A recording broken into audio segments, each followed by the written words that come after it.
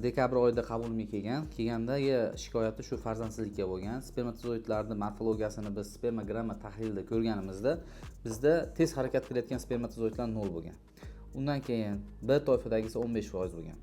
Jami spermatozoid 36 million sperma chiqqan, tabiiy homiladorlik uchun yetarli bo'lgan o'zi asli, lekin morfologiyasi yaxshi bo'lmagan.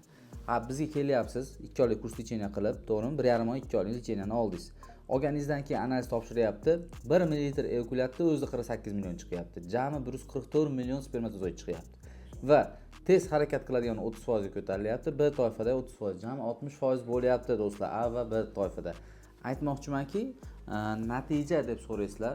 Natijani mana o'zimiz bemor yonimda o'tiribdi, ko'rdi, ko'zi bilan ko'rib, mana isbotlab qo'yapmiz. Avvalambor biz sababchimiz xolos aka.